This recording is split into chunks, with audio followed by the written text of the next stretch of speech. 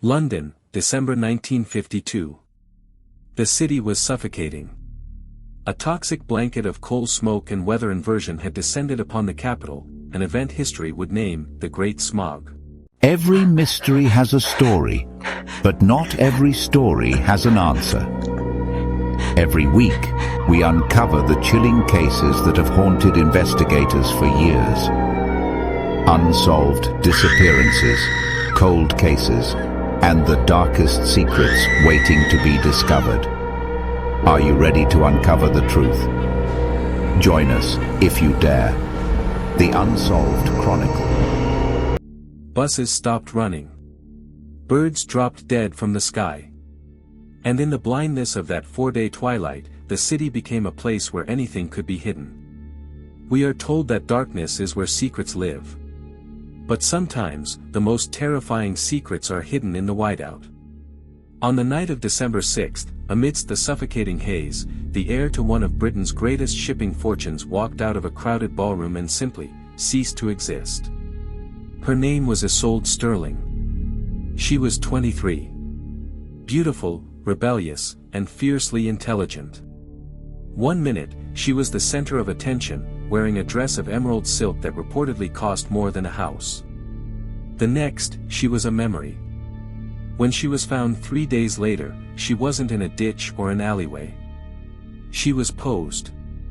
A final, tragic art piece left for a city that couldn't see its own hand in front of its face. Was she a victim of the Smog Strangler, a phantom invented by the press? Was she a casualty of a Cold War spy game gone wrong? Or was the monster standing right beside her, holding a glass of champagne? To understand the mystery of Isolde Sterling, we must first understand the cage she was trying to escape. The victim. Isolde was the only daughter of Lord Arthur Sterling, a shipping magnate with deep ties to Parliament. By 1952, Isolde was a fixture in the tabloids, not as a debutante, but as a defector.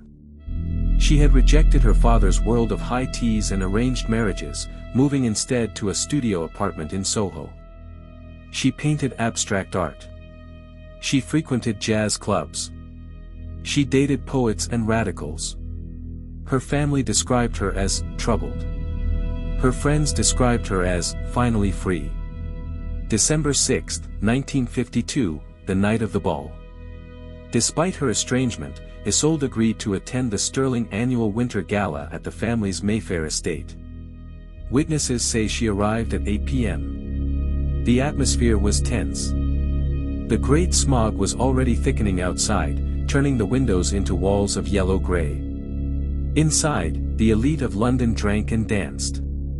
Isolde was seen arguing with her father in the library at approximately 9:15 p.m. A waiter overheard her say, "I know what you're moving in those crates, father. And I won't be part of it." 9:45 p.m., Isolde is seen by her childhood friend, Julian Thorne, on the terrace. Thorne later told police she seemed terrified. He claimed she handed him a sealed envelope and whispered, "If I don't come to breakfast tomorrow, open this." 10:10 p.m., the last confirmed sighting. Isolde is seen walking toward the cloakroom.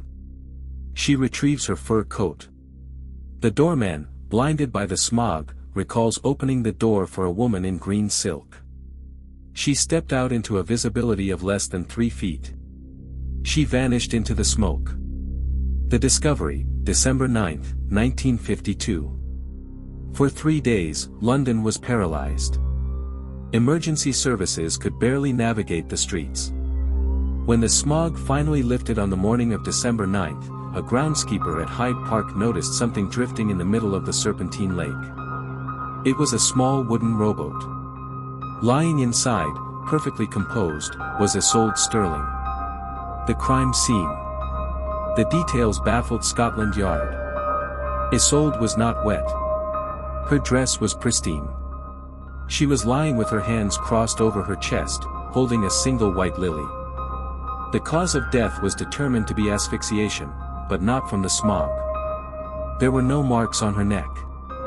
Toxicology revealed a lethal dose of chloral hydrate, a sedative, in her system. This was not a robbery, she was still wearing her diamond earrings. This was not a crime of passion in a dark alley.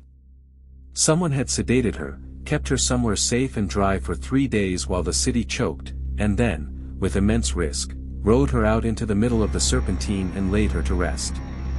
The investigation. Detective Inspector Thomas Greaves led the case. He immediately focused on the missing days. Where was she kept? The envelope she gave to Julian Thorne. When police demanded it, Thorne claimed he had lost it. Or perhaps, he had destroyed it. The library argument with her father. Lord Sterling claimed they were discussing her allowance. But investigators found records that Sterling Shipping had ships docked in unscheduled ports that week. The investigation hit a wall of silence. The Sterling family hired private security to block reporters. Julian Thorne left for Paris 2 days after the funeral. The physical evidence, the boat, the lily, the chemical trace, pointed everywhere and nowhere. The coroner recorded an open verdict. The press moved on. But the image of the girl in the green dress, floating in the boat as the fog lifted, became a macabre icon of the era. Detective theories and oddities. In the absence of a confession, 3 dominant theories have emerged over the decades. Each paints a different portrait of Isolde Sterling, and each points to a different kind of tragedy. Theory 1, the portrait theory, the artist. Isolde spent her final months in the bohemian circles of Soho. She was the muse for a controversial painter named Elias Vance. Vance was known for his obsession with stillness and death. 6 months before Isolde died, Vance debuted a collection titled The Sleeping Ophelia. The centerpiece? A painting of a woman looking remarkably like Isolde, drifting in a boat, holding a white lily. The resemblance to the crime scene is impossible to ignore. Did Vance enact his own artistic vision? The evidence. Vance had no alibi for the night of the gala. Friends claim Isolde had rejected his marriage proposal a week prior. Psychologically, the staging of the body suggests someone who wanted to preserve her beauty, to make her death artistic rather than violent. The contradiction. Vance was a starving artist. He didn't own a car to transport a body, nor did he have access to a boat in Hyde Park. Furthermore, Vance was reportedly heartbroken. He committed suicide 3 years later, leaving a note that simply said, "The fog took the color away." Was this a confession of guilt, or the grief of an innocent man? Theory 2, the smuggler's daughter, the political hit. This theory returns to the argument in the library. I know what you're moving in those crates. 1952 was the height of the Cold War. London was a hub for Soviet spies and black market arms dealing. Some historians speculate that Lord Sterling's shipping empire was being used, perhaps without his full consent, or perhaps with it, to smuggle contraband components to the Eastern Bloc. The theory. Isolde found the manifest. She threatened to expose the operation. The envelope she gave to Julian Thorne contained the proof. Thorne, realizing the danger, destroyed it to save his own skin, or handed it over to the people who killed her. The execution. This explains the professional nature of the murder. Chloral hydrate is a clean, medical way to subdue someone. Keeping her for 3 days allowed the heat to die down or the contraband shipments to clear the port. The theatrical disposal of the body was a warning to her father, "We can touch your family, and there is nothing you can do." It suggests Isolde wasn't killed by a madman, but by an organization. Theory 3, the Julian Thorne deception. The most personal, and perhaps most painful theory, centers on Julian Thorne, the childhood friend, the last person to see her alive. Thorne was penniless but high-born, a man living on credit and charm. Rumors swirled that he was in love with Isolde, but she viewed him as a brother. The oddity. Why did Thorne leave for Paris so abruptly? And why did his story change? In his initial statement, he said Isolde was terrified. Years later, in a memoir, he claimed she was excited. The speculation. Some believe Thorne and Isolde planned a fake kidnapping.